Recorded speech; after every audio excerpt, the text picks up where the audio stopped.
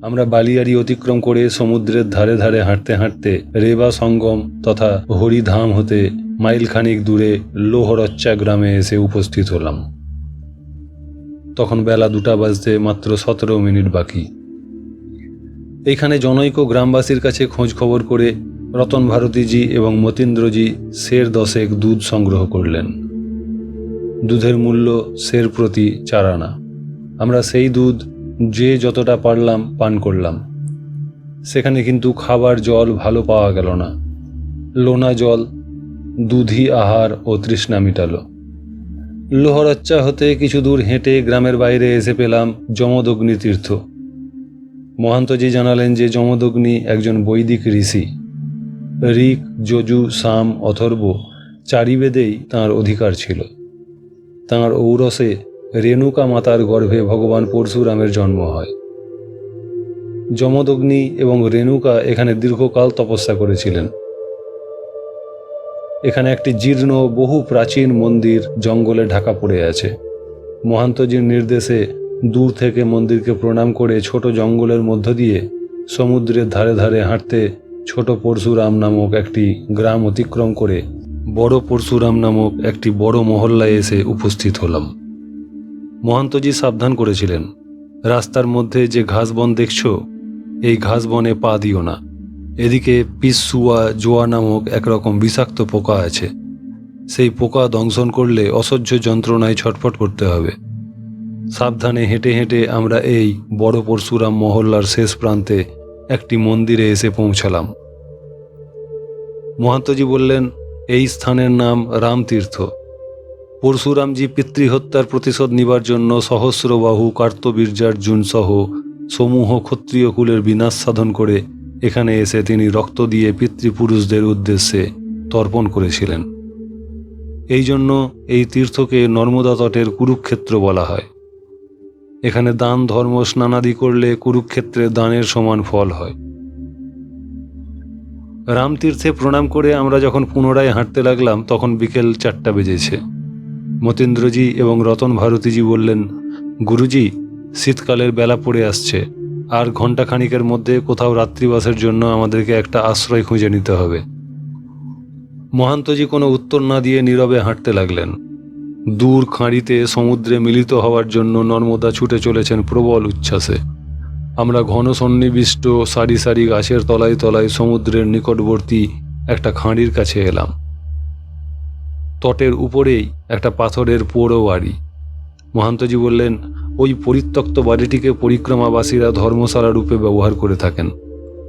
আদি সত্যযুগে নর্মদাকে আসতে দেখে সমুদ্রও আনন্দে গদগদ হয়ে বালিতে লুটাতে লুটাতে নর্মদার সঙ্গে মিলিত হয়ে গেছিলেন। যেখানে সমুদ্রে জলধারা এবং নর্মদার ধারা এই উভয়ের মিলন ঘটে, সেখানে তদ্দণ্ডেই এক শিবলিঙ্গ প্রকট হয়। এই পরমাশ্চর্য ঘটনা দেখে নন্দী আনন্দে ছোটাছুটি এবং নৃত্য করতে আরম্ভ করলে হঠাৎ তাঁর পা সেই সদ্যোত্থিত স্বয়ম্ভূ শিবলিঙ্গে দৈবাৎ স্পৃষ্ট হয়ে যায়। নন্দীর পা শিবলিঙ্গে স্পৃষ্ট হওয়ার সঙ্গে সঙ্গে আর এক দিব্য ঘটনা ঘটে। ওই শিবলিঙ্গ সহসা গোমুখী আকার ধারণ করে। ইত্যবসরে নর্মদা সমুদ্রের অগোচরে ওই লিঙ্গ মধ্যে প্রবিষ্টা হন। তদবধি নর্মদা ওই স্থানে অবস্থিত আছেন। গোমুখাকার শিবলিঙ্গের জল পান করলে সোমপানের ফল হয়। প্রতি মাসের পূর্ণিমাতে, বিশেষত কার্তিকী পূর্ণিমাতে এখানে স্নান, দান এবং ধ্যান জপ করলে অশ্বমেধ যজ্ঞের সমান ফল লাভ হয়। অশ্বমেধ যজ্ঞের সমান ফল লাভ হয় বলে প্রতি পূর্ণিমাতেই এখানে বহু লোকের ভিড় হয়। এই तीर्थेर शास्त्रोक्त नाम लुंठेश्वर হলেও समुद्रजी प्रेम निमग्न होकर हर्ष विहलित अंतर में लुंठन करते हुए लौटते हुए मैया को समीप पहुँचे। এই জন্য কেউ কেউ একে লোটনেশ্বরও বলে থাকেন। এখানকার মহল্লার নাম লক্ষ্মণ, এজন্য লক্ষ্মণিয়া লোটেশ্বর নামেও অভিহিত। সূর্যাস্ত হচ্ছে। আমরা সেই গোমুখাকার শিবলিঙ্গকে স্পর্শ ও প্রণাম করে লিঙ্গস্থিত জল অল্প পরিমাণ পান করলাম। এখানকার জল লবণাক্ত হলেও শিবলিঙ্গস্থিত জল মিষ্টি লাগলো। আমরা সেই পোড়ো বাড়িতে প্রবেশ করলাম। 3খানি ঘর, প্রত্যেক ঘরই পরিক্রমাবাসীদের প্রজ্বলিত ধুনির দগ্ধাবশিষ্ট পোড়া কাঠ এবং ছায়ে ভর্তি। রতন ভারতীজি এবং গণেশ ভারতীজি নামে আর একজন নাগা একখানি বড় ঘরকে কোনো মতে পরিষ্কার করলেন। কোনো পরিক্রমাবাসী হয়তো এখানে একটি বড় মাটির প্রদীপ জ্বালিয়েছিলেন। সেই প্রদীপটিকেই পরিষ্কার করে ঘিয়ের বাতি জ্বালা হলো। ওই এক ঘরেই আমাদের 8 জনের আসন বিছানো হলো। ঘরের দরজা বন্ধ করে আমরা সন্ধ্যা করতে বসলাম। রাত্রি 10টায় সকলের সান্ধ্যক্রিয়া শেষ হলে মহান্তজি আমাদেরকে মহর্ষি ভৃগুর কাহিনী শোনাতে লাগলেন।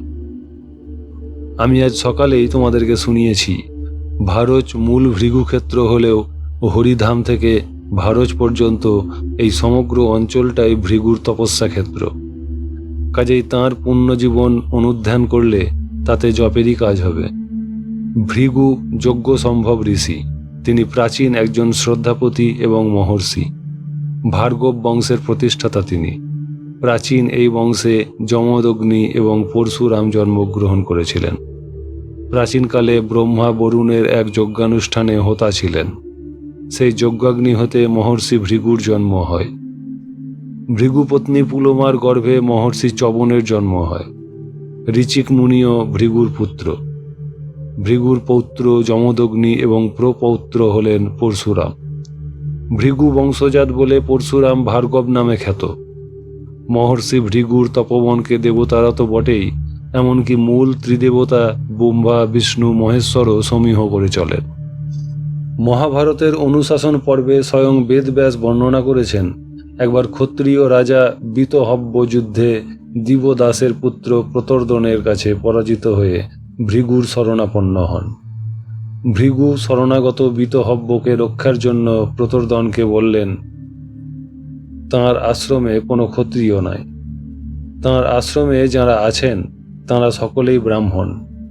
তিনি ক্ষত্রিয় বিতহব্যকে ব্রাহ্মণত্ব দান করলেন।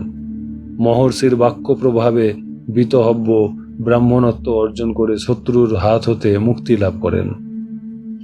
বিষ্ণু পুরাণের মতে ভৃগু ব্রহ্মার মানসপুত্র। মনু সংহিতা মতে ইনি 10 জন প্রজাপতির অন্যতম। কর্দম কন্যা খ্যাতি তাঁর পত্নী। এই খ্যাতির গর্ভে বিষ্ণুর স্ত্রী লক্ষ্মীও জন্মলাভ করেন। ভৃগু সপ্তর্ষিদের মধ্যে অন্যতম। প্রতিদিন তর্পণ করার সময় ভৃগুর উদ্দেশ্যে তর্পণ করতে হয়। ভৃগুই ধনুর্বেদ বিদ্যার প্রবর্তক। একবার ব্রহ্মা বিষ্ণু শিব এদের মধ্যে কে শ্রেষ্ঠ তা মীমাংসার জন্য মুনি ঋষিরা ভৃগুকে ব্রহ্মার কাছে প্রেরণ করেন। ব্রহ্মলোকে গিয়ে ভৃগু ইচ্ছাপূর্বক ব্রহ্মাকে কোনো সম্মান দেখালেন না। এতে ব্রহ্মা ক্রুদ্ধ হলে তিনি কোনো মতে মিষ্ট বচনে তাঁকে আপ্যায়িত করে শিবের কাছে যান। সেখানেও তিনি ইচ্ছাপূর্বক শিবকে সম্মান দেখালেন না। এতে শিব ক্রুদ্ধ হয়ে ভৃগুকে হত্যা করতে উদ্যত হলে তিনি আশুতোষকে স্তব করে তুষ্ট করলেন। কৈলাস থেকে এবার তিনি গেলেন বৈকুণ্ঠে। বিষ্ণু তখন নিদ্রিত ছিলেন। বৈকুণ্ঠের দ্বারী জয় বিজয়কে ধমকে তিনি জোর করে বিষ্ণুর শয়ন গৃহে প্রবেশ করেন এবং নিদ্রিত বিষ্ণুর বক্ষে পদাঘাত করেন। জাগ্রত হয়ে বিষ্ণু কোনো ক্রোধ প্রকাশ তো করলেনই না, বরং তাঁর বক্ষে পদাঘাত করে ভৃগুর পায়ে কোনো ব্যথা লেগেছে কিনা সেজন্য তাঁর কমল হস্ত ভৃগুর চরণে বারবার বুলাতে লাগলেন। ভগবান বিষ্ণুর এই অলৌকিক সমগুণ, সেবা এবং ক্ষমার মনোভাব দেখে মহর্ষি মর্তলোকে ফিরে এসে ঋষি সমাজে বিষ্ণুরই শ্রেষ্ঠত্ব ঘোষণা করেন।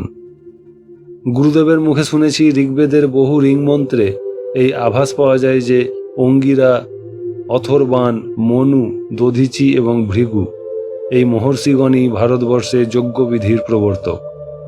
ভৃগু দেবতাদের মতোই সোমপানের অধিকারী।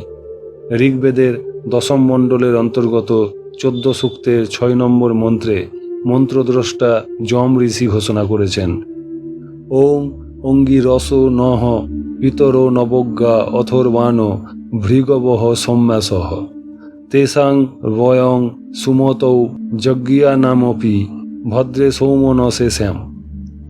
অর্থাৎ অঙ্গিরা নামক, অর্থবান নামক এবং ভৃগু নামক আমাদের পিতৃলোকগণের এইমাত্র এখানে যজ্ঞস্থলে আবির্ভাব ঘটেছে। তাঁরা সোমরস পাওয়ার অধিকারী। ওই যজ্ঞভোক্তা পিতৃপুরুষগণ যেন আমাদের শুভানুধ্যান করেন, যেন আমরা তাঁদের প্রসন্নতা লাভ করে কল্যাণভাগী হই। কথা শেষ করে মহান্তজি কম্বল মুড়ি দিয়ে শুয়ে পড়লেন। টর্চ টিপে মতীন্দ্রজির ঘড়িতে দেখলাম রাত্রি 12টা বেজেছে। আমরাও শুয়ে পড়লাম। আমাদের সকলেরই ঘুম ভাঙল পরদিন সকাল 6টায়। এখনও গাছপালায় অন্ধকার আছে কুয়াশার জন্য। আমরা ঘরের মধ্যে বসে বসে জপ করতে লাগলাম। কুয়াশা কেটে যেতেই আমরা প্রাতঃকৃত্য সেরে স্নান করতে লাগলাম। সূর্যোদয় হচ্ছে। মহান্তজি একটি প্রাচীন নিম গাছ দেখিয়ে বললেন, এই বিশাল নিম গাছের যে শাখাটি শিব মন্দিরের গায়ে স্পর্শ করেছে, ওই শাখার পত্র মধুর আস্বাদ বিশিষ্ট। অবশ্য অন্যান্য শাখার পত্র স্বাভাবিকভাবেই তিক্ত। স্নান পূজা সেরে এসে মন্দির সংলগ্ন ডালটির পাতা চিবিয়ে দেখা যাবে। মহান্তজি আমাদেরকে দূর খাঁড়ির দিকে, যেখানে সেই স্বয়ম্ভু গোমুখাকৃতি শিবলিঙ্গের অবস্থান, সেখানে স্নান করতে নিয়ে গেলেন। স্নান তর্পণাদি সেরে শিবলিঙ্গের মধ্যে যে জল, তাতেই আচমন করে আমরা সেই শিবলিঙ্গের পূজা করলাম। পূজা করে এসে সেই নিম গাছের পাতা প্রত্যেককে 1-2টি করে চিবিয়ে খেলাম। সত্যিই মিষ্ট স্বাদ। অথচ সেই একটি ডাল ছাড়া অন্যান্য সব ডালের পাতা তেতো। মহান্তজি তাড়া দিতেই আমরা নিজেদের গাঁঠরি কমণ্ডলু নিয়ে হরনর্মদে ধ্বনি দিতে দিতে সমুদ্রের কিনারা ধরে হাঁটতে লাগলাম। প্রায় 3 মাইল রাস্তা হেঁটে একটা জঙ্গলের মধ্যে ঢুকলাম। কোনো দিকে কোনো পথের চিহ্ন খুঁজে পাচ্ছি না। কাছাকাছি কোনো গ্রামও দেখতে পাচ্ছি না।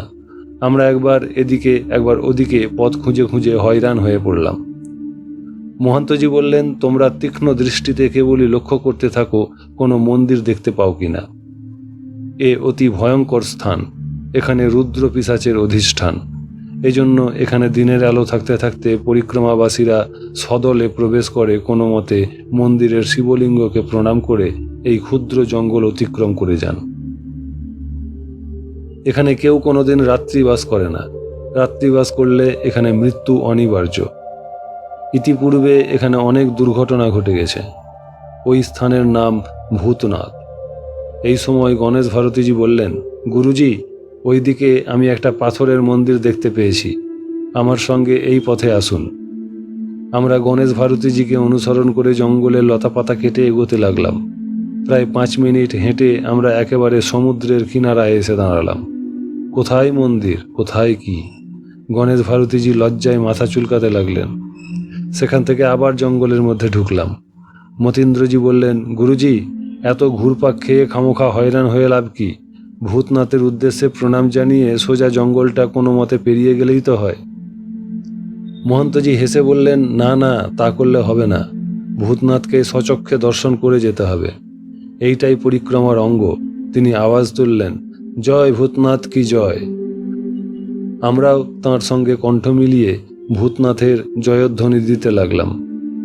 অবশেষে একটা অশ্বত্থ পরপর 3টি শিমুল গাছ অতিক্রম করতেই একটা বড় বেল ও আমলকি গাছের আড়ালে ভূতনাথের মন্দিরটি চোখে পড়ল। বহু প্রাচীন পাথরের ছোট মন্দির। মন্দিরের গাত্রবর্ণ কালচে, তাই গাছপালার রঙের সঙ্গে বেমালুম মিশে থাকে। মন্দিরের দরজা নাই। মন্দিরের মধ্যে পাশাপাশি 3টি শিবলিঙ্গ, উচ্চতা, পরিসর, চিহ্ন এবং বর্ণ একই ধরনের। আমরা হরনর্মদে এবং জয় ভূতনাথ কি জয় বলে প্রণাম করে মন্দিরকে 3 বার পরিক্রমা করে সোজা হাঁটতে আরম্ভ করতেই জঙ্গল তথা ভূতনাথজির গোলক ধাঁধা হতে মুক্তি পেলাম। বেলা তখন 10:30 বেজেছে। ভূতনাথের জঙ্গলের আলো ছায়ায় এতখানি যে বেলা হয়েছে আমরা বুঝতে পারিনি। আমরা সকলেই চলার গতি বাড়িয়ে দিলাম। বহু দূরে দূরে মুক্ত প্রকৃতির কোলে অনেক লোকজনের বাস দেখতে পাচ্ছি। নারকেল গাছের শোভা গ্রামগুলির সৌন্দর্য বহুলাংশে বাড়িয়ে দিয়েছে। মাঠে মাঠে শস্য সম্ভার। এইভাবে প্রায় 3 মাইল হেঁটে যাওয়ার পর আমরা দেজ নামক একটি জনবসতিপূর্ণ গ্রামে এসে পৌঁছে গেলাম। মহান্তজি বললেন, ওই দেখো, সামনেই দেখা যাচ্ছে দধিচি ঋষির আশ্রম। আশ্রমের কাছাকাছি যে 2টি মন্দির দেখা যাচ্ছে, তার একটিতে আছেন দুধনাথজি মহাদেব আর একটিতে আছে দেবী ভগবতী। দধিচি আশ্রমে পৌঁছে দেখি সেখানে দধিচি মুনির একটি মূর্তি আছে। 4 জন জটাজুট সন্ন্যাসীও আছেন। মহান্তজি তাঁদেরকে নম নারায়ণাই বলতেই তাঁরাও নম নারায়ণাই বলে অভিবাদন করলেন। মহান্তজি তাঁদেরকে বললেন, আমরা পরিক্রমাবাসী, আমাদেরকে দধিচি মুনির কথা দয়া করে শোনান। একজন সাগ্রহে আমাদেরকে বসবার জন্য মৃগ চর্ম পেতে দিয়ে দধিচির পুণ্য জীবন বর্ণনা করতে লাগলেন। মহাভারতে কথিত আছে যে অথর্ব মুনির ঔরসে এবং কর্দম কন্যা শান্তির গর্ভে দধিচির জন্ম হয়। এর জন্ম হয়েছিল উত্তরপ্রদেশের অন্তর্গত নৈমিষারণ্য তপক্ষেত্রের নিকটবর্তী নিমরিখ নামক স্থানে। তাঁর জন্মস্থল বর্তমানে দধিচি কুণ্ড নামে প্রসিদ্ধ। দধিচি এখানে এসে কঠোর তপস্যা করেছিলেন এই রেবা সঙ্গমের নিকটে। তিনি উগ্রতম শিব তপস্যায় সকল সময়েই নিমগ্ন থাকতেন। দেবরাজ ইন্দ্র স্বয়ং আবির্ভূত হয়ে তাঁকে প্রবর্গ বিদ্যা এবং মধুবিদ্যা শিক্ষা দিয়ে বলেছিলেন, যদি তিনি ওই বিদ্যা অন্য কাউকে শিক্ষা দেন তবে তাঁর শিরশ্ছেদ অনিবার্য। অশ্বিনী কুমারদ্বয় দধিচির নিকট এই বিদ্যা শিক্ষা করবেন সংকল্প করে দধিচির শরণাপন্ন হন। কিন্তু ইন্দ্রের নিষেধ বাক্য স্মরণ করে দধিচি তাঁদেরকে প্রবর্গ বিদ্যা বা মধুবিদ্যা শেখালেন না। তখন অশ্বিনী কুমারদ্বয় দধিচির মস্তক ছেদন করে অশ্বমুণ্ড যোগ করে দেন এবং সেই অশ্বের মুখ হতে ওই গুহ্যবিদ্যা আয়ত্ত করেন। ইন্দ্র এই ঘটনা জানতে পেরে দধিচির অশ্বমুণ্ড ছিন্ন করেন। তখন অশ্বিনী কুমারদ্বয় অন্যত্র রক্ষিত দধিচির মস্তক এনে তাঁর দেহের সঙ্গে যুক্ত করে তাঁর দেহকে পূর্ববৎ স্বাভাবিক করে দেন। ঋগ্বেদের প্রথম মণ্ডলের 116 সূক্তে দ্বাদশ মন্ত্রটিতে মন্ত্রদ্রষ্টা কক্ষিবান ঋষি এই প্রসঙ্গের উল্লেখ করেছেন। ওং তদ্বাং নরা সনয়ে দংশ উগ্রমাবিষ্কৃণমি তনার্তূর্ণ বৃষ্টিম দদ্ধং হ জন্মধ্যাথর্বর্ণ বামস্যস্য সৃষ্ণা প্রযোদিমুবাচ। অর্থাৎ কক্ষিবান ঋষি অশ্বিনী কুমারদ্বয়কে সম্বোধন করে বলছেন, হে অশ্বিনী কুমারদ্বয়, যেমন মেঘ গর্জন আসন্ন বৃষ্টির আভাস দেয়, তেমনি আমরা ধনলাভের জন্য তোমাদের সেই উগ্র কর্মটি প্রকট করে দিচ্ছি যে অথর্বা ঋষির পুত্র দধিচির মাথায় অশ্বমুণ্ড সংযুক্ত করে তোমরা মধুবিদ্যা প্রাপ্ত হয়েছিলে। বেদে যখন এই প্রসঙ্গ এসেছে তা অভ্রান্ত সত্য। দধিচি যে প্রবর্গ বিদ্যা এবং মধুবিদ্যার অলক সামান্য ঋষি ছিলেন সে বিষয়ে অস্বীকার করার উপায় নাই। শুধু তাই নয়, বৃত্তাসুরের আক্রমণে উৎপীড়িত হয়ে স্বর্গস্থ দেবতাবৃন্দ যখন স্বর্গচ্যুত হন তখন ইন্দ্র দধিচির নিকট এসে তাঁর অস্থি প্রার্থনা করেন। বলেন যে তিনি ব্রহ্মার কাছে জেনেছেন তাঁর অস্থি দিয়ে অস্ত্র নির্মাণ করলে বৃত্তাসুরের মৃত্যু অনিবার্য। উদার হৃদয় ঋষি দেবতাদের কল্যাণ সাধনের জন্য নির্দ্বিধায় প্রাণ বিসর্জন দেন। ইন্দ্র দধিচির অস্থি দিয়ে বজ্র নির্মাণ করে বৃত্তাসুরকে বধ করতে সমর্থ হন। তপস্বীদের জীবন ও সাধনা যে লোকহিতের জন্য, দধিচি তাঁর জীবন দিয়ে তা প্রমাণ করে গেছেন। আমরা দধিচি আশ্রমের সাধুদেরকে ধন্যবাদ জানিয়ে দুধনাথ মহাদেবকে প্রণাম করার জন্য মন্দিরে উপস্থিত হলাম। মন্দিরে পুরোহিতজি বসে বসে জপ করছিলেন। দুধনাথজির লিঙ্গ দুধের মতোই সাদা। যে কুণ্ডের মধ্যে তিনি স্থাপিত আছেন তা দুধে ভর্তি। ভক্তরা বাবার মাথায় ঢেলে গেছেন। সন্ধ্যার পূর্বে কুণ্ড থেকে ওই দুধ নিষ্কাশিত করা হবে। শুনলাম এইভাবে দুধনাথজি সারা দিন দুধের মধ্যেই ডুবে থাকেন। আমরা প্রণাম করে প্রায় 70 গজ এগিয়ে ভগবতীর মন্দিরে উপস্থিত হলাম। এই মন্দিরে একটি ভগবতী বিগ্রহ ছাড়াও একটি সিদ্ধ যন্ত্র স্থাপিত আছে। সেখানে প্রণাম করে উঠে দেখি দধিচি আশ্রমে যিনি আমাদেরকে দধিচির পুণ্য জীবন কথা শুনিয়েছিলেন তিনি আশ্রমের আরেকজন সাধুকে সঙ্গে নিয়ে উপস্থিত হয়েছেন। তারা মহান্তজিকে নমো নারায়ণায় জানিয়ে বললেন, এখন মধ্যাহ্নকাল, বেলা 12টা বেজে গেছে। আপনারা দয়া করে আশ্রমে ভিক্ষা গ্রহণ করে যাবেন, চলুন। মহান্তজি কিছুক্ষণ বিচার বিবেচনা করে শেষ পর্যন্ত তাঁদের আগ্রহাতিশয্যে ভিক্ষা গ্রহণ করতে সম্মত হলেন। তাঁদের আশ্রমে ফিরে গিয়ে পুরি, লাড্ডু ও দুধ ভোজন করা হলো। ভোজনের শেষে তাঁদেরকে পথের নিশানা জিজ্ঞাসা করায় একজন আশ্রমিক একটি পথ দেখিয়ে বললেন, वही रास्ता में जाने से 2 मील आगे नर्मदा किनार में अमलेठा ग्राम है। उसके बीच में नीलकंठेश्वर, सोमनाथ और अमियोनाथ के मंदिर है। इनके दर्शन करते हुए नर्मदा किनारे किनारे आगे बढ़ते जाएं। আমরা আশ্রমের সাধুদেরকে নমো নারায়ণায় জানিয়ে তাঁদেরই নির্দিষ্ট পথ হাঁটতে লাগলাম। আমি মহান্তজিকে জিজ্ঞাসা করলাম, ভূতনাথ পর্যন্ত তো আমরা সমুদ্রের ধারে ধারে এসেছি, এখানে আবার নর্মদা কোথায়? নর্মদা তো হরিধামে সমুদ্রের সঙ্গে মিলিত হয়েছেন। তিনি বললেন, সেখানে সঙ্গম হয়েছে সত্য, তবে তারপরেই কিছু দূরে এসে সমুদ্র সরে গেছেন দক্ষিণ পশ্চিম কোণে। নর্মদা তাঁর স্বতন্ত্র সত্তা নিয়ে বেঁকে সরে এসেছেন উত্তর পশ্চিম দিকে। যাই হোক, প্রায় ঘণ্টাখানেক হেঁটে যাওয়ার পর আমরা আমলেঠা গ্রামে এসে পৌঁছালাম। সেখানে নীলকণ্ঠেশ্বর, সোমনাথ এবং অমিয়নাথকে দর্শন ও প্রণাম করে আবার এগোতে লাগলাম পশ্চিম দিকে। এদের মধ্যে নীলকণ্ঠেশ্বর মহাদেবের নীলাভ দ্যুতি আমাকে খুবই মুগ্ধ করল। প্রত্যেকটি শিব মন্দিরে প্রণাম করে আমলেঠা গ্রাম থেকে এগিয়ে মাইলখানিক যাওয়ার পর আমরা চন্দ্রমৌলীশ্বর শিব মন্দিরে এসে পৌঁছালাম। চন্দ্রমৌলীশ্বর শিবলিঙ্গ দর্শনে আমরা চমকে উঠলাম।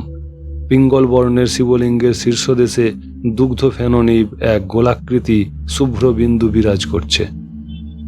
মহান্তজি জানালেন, প্রবাদ আছে যে প্রাচীন যুগে এখানে চন্দ্রসেন নামে একজন শিব ভক্ত রাজা এই শিবলিঙ্গ প্রতিষ্ঠা করেছিলেন। আমরা সেখানে প্রণাম করে এগিয়ে যেতে লাগলাম। বেলা তখন 2টা বেজেছে। নর্মদাকে চোখে চোখে রেখেই হাঁটছি। প্রায় ঘণ্টাখানেক হাঁটার পর একজন নাগা সন্ন্যাসীর সঙ্গে দেখা হলো। পরস্পরকে নমো নারায়ণায় জানিয়ে মহান্তজি তাঁকে পরবর্তী গ্রামের নাম কি জিজ্ঞাসা করলেন। তিনি উত্তর দিলেন, और करीब 1.5-2 मील जाने से आगे मुबा ग्राम है, जहाँ सोमेश्वर शिव जी का मंदिर है। इनके दर्शन करते हुए नर्मदा के उत्तर किनारे आगे बढ़ते जाएं। তাঁকে ধন্যবাদ জানিয়ে আমরা হাঁটতে লাগলাম। মহান্তজি আমাকে বলতে লাগলেন, ওই সন্ন্যাসীর কথা থেকে বুঝতে পারছো, এখন আমরা নর্মদার উত্তরতট ধরেই হাঁটছি। তুমি মনে করেছিলে হরিধামে পৌঁছে নৌকার চিঠি দেখিয়ে সমুদ্র পার হয়ে দক্ষিণ তটের বিমলেশ্বরে পৌঁছে যেতে পারলেই উত্তর তট পরিক্রমা তোমার শেষ হয়ে গেল। এই জন্য লক্ষণ ভারতীজি তোমাকে সেখানেই বিদায় জানাতে উন্মুখ হলেও আমি তোমাকে ছেড়ে দিইনি। ভৃগুক্ষেত্র অর্থাৎ ভারজ পর্যন্ত না গেলে পরিক্রমা সার্থক হয় না। দ্রুত গতিতে হেঁটে আমরা মুবা গ্রামে এসে পৌঁছালাম। তখন বেলা 4টা বেজে গেছে। নর্মদার তটেই সোমেশ্বর মহাদেবকে দর্শন ও প্রণাম করে আমরা একই পথ ধরে হর নর্মদে ধ্বনি দিতে দিতে হাঁটতে লাগলাম।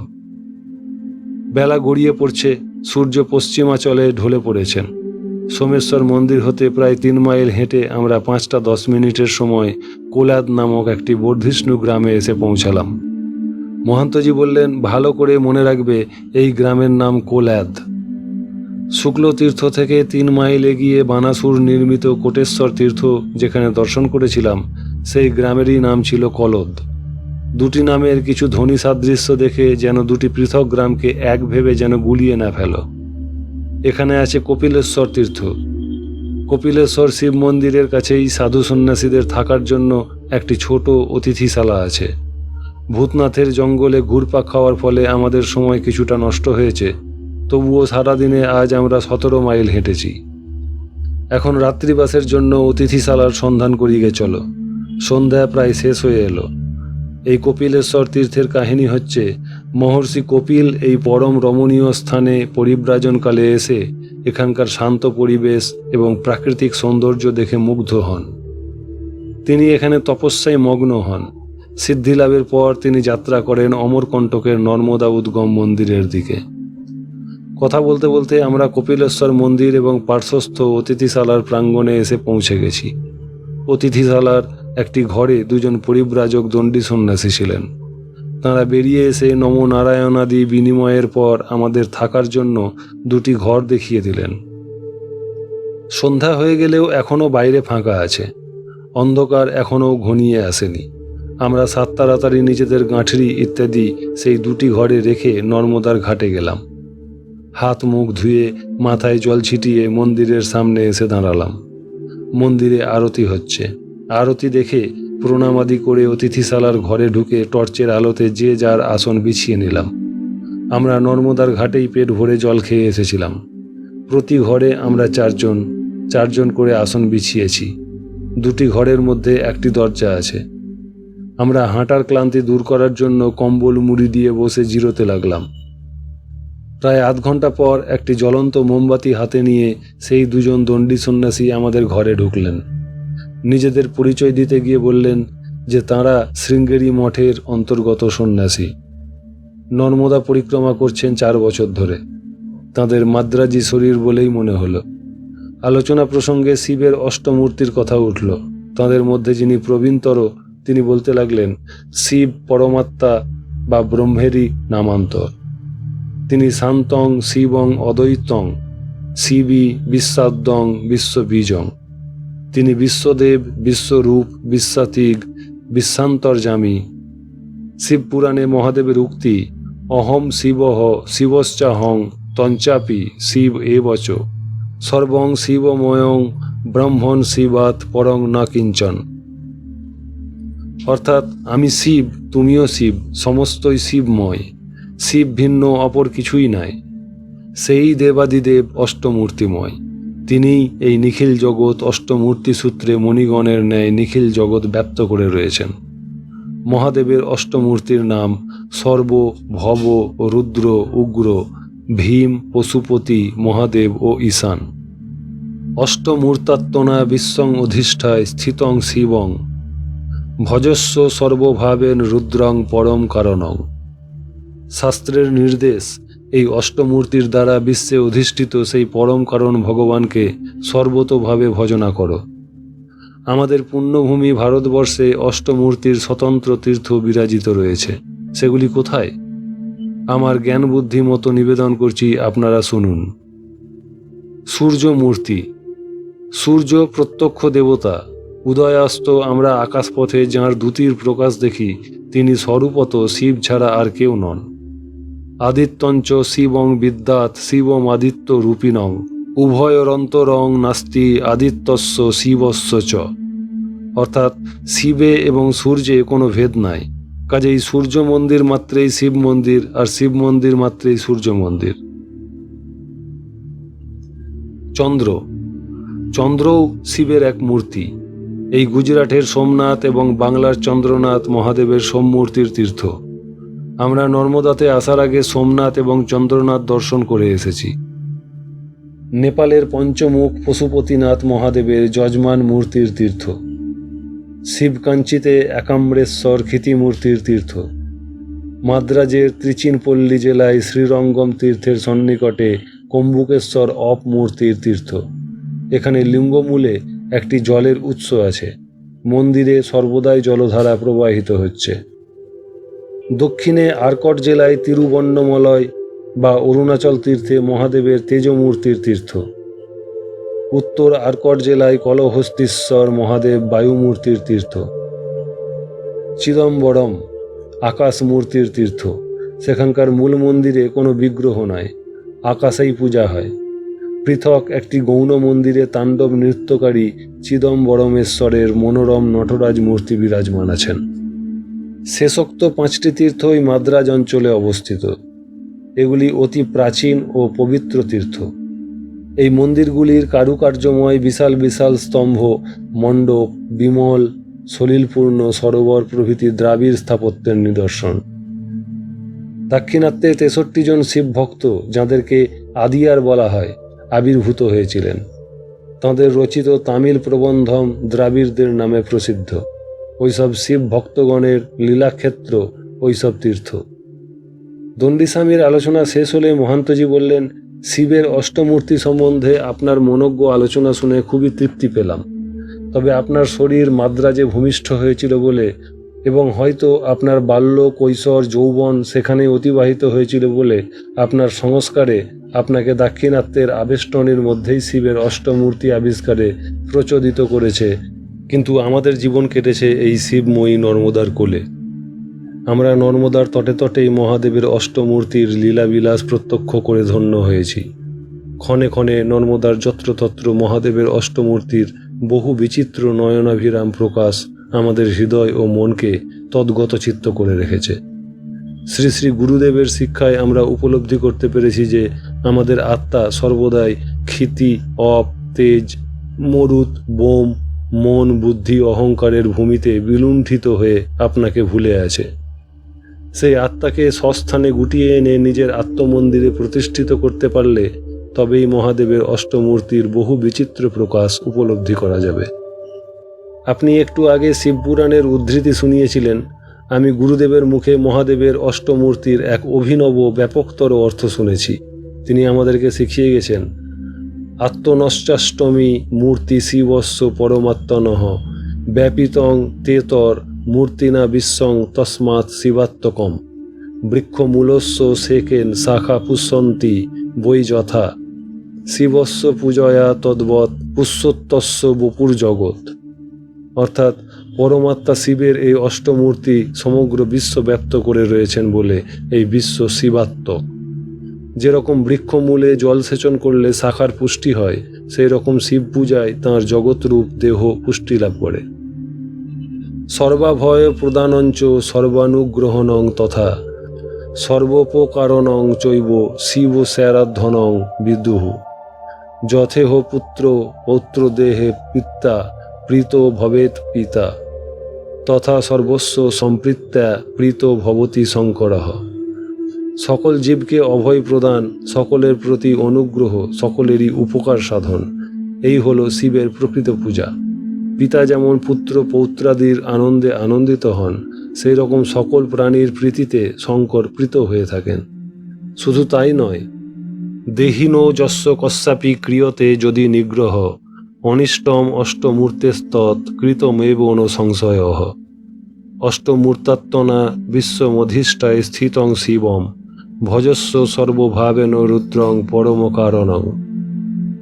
কোনো দেহধারীকে যদি কেউ নিগ্রহ করে, তাহলে সেই অষ্টমূর্তিধর মহাদেবের নিগ্রহ করা হয়। যিনি এইভাবে অষ্টমূর্তিতে অখিল বিশ্বে অধিষ্ঠান করেছেন, সেই পরম কারণ মহাদেবকে সর্বতোভাবে ভজনা করো। গুরুদেবের এই উপদেশ মান্য করার চেষ্টা করি, মনন করি, সেইভাবে আচরণ করতে চেষ্টা করি। বলা বাহুল্য, তাতেই শান্তি পাচ্ছি। আলোচনা শেষ করেই হঠাৎ মহান্তজি জিজ্ঞাসা করলেন, আপনারা এই মোমবাতি কোথা হতে সংগ্রহ করেছেন? এখানে কোনো দোকান আছে? উনি বললেন, হ্যাঁ, এখানে একটি দোকান আছে। সেখানে শুধু ডজন ডজন মোমবাতিই বিক্রি হয়। আমরা প্রায় 1 ডজন মোমবাতি আজই কিনে এনেছি। এখানে কপিলেশ্বর মহাদেবের মন্দিরে দীপদানী প্রথা। রেবাখণ্ডের 175তম অধ্যায়ে মহামুনি মার্কণ্ডেয় এই তীর্থের মহিমা প্রকাশ করতে গিয়ে বলেছেন, উত্তরে নর্মদাকূলে ভৃগক্ষেত্রস্য মধ্যত কপিলেশ্বরন্তু বিখ্যাতং বিশেষাৎ পাপনাশম যোহস্যৌ সনাতন দেবঃ পুরাণে পরিপঠ্যতে বাসুদেব জগন্নাথ কপিলত্বং উপাগতঃ। অর্থাৎ নর্মদা তীরের উত্তরে ভৃগুক্ষেত্রের মধ্যে বিখ্যাত কপিলেশ্বর তীর্থ। এই তীর্থ পাপনাশন বলে বিশেষ রূপে বিখ্যাত। পুরাণে যিনি সনাতন বাসুদেব বলে পঠিত হন, সেই দেব জগৎপতি কপিল বপু প্রাপ্ত হয়েছিলেন। এই স্থান তাঁরই তপস্যাস্থল। তত্র তীর্থে তুজ ভক্তা দদ্যাৎ দীপং সুশোভনং জায়তে তস্য রাজেন্দ্র মহাদীপ্তিহি শরীরজা। অর্থাৎ যে ব্যক্তি ভক্তিপূর্বক এখানে সুশোভন দীপ করে, হে মহারাজ, তার শরীরে মহাদীপ্তি জন্মে থাকে। এই ঋষি বাক্যানুসারে এখানে নবমী ও চতুর্থী যুক্ত মঙ্গলবারে, বিশেষত জ্যৈষ্ঠ মাসের শুক্লা চতুর্দশী তিথিতে দলে দলে ভক্তরা এসে দীপদান করে থাকেন। তাঁর কথা শেষ হতেই মহান্তজি তাঁর ঝোলা থেকে 2টি টাকা বের করে দণ্ডী সন্ন্যাসীকে বললেন, আমরা ভোরে উঠে স্নান, পূজা এবং দীপদান করে এখান থেকে যাত্রা করতে চাই। আপনারা যদি এই 2টি টাকা নিয়ে আমাদেরকে 8টি মোমবাতি দেন, তাহলে আমাদের তীর্থকৃত্যে বিশেষ সাহায্য করা হয়। অত সকালে তো দোকান খুলবে না, পরে আপনারা দোকান হতে কিনে নেবেন। মহান্তজির পীড়াপিড়িতে দণ্ডী সন্ন্যাসী 8টি মোমবাতি এনে দিলেন। মূল্য হিসাবে 2টি টাকা নিতেও বাধ্য হলেন। এরপরেই আমরা শুয়ে পড়লাম। ঘুম ভাঙল প্রায় সকাল 6টায়।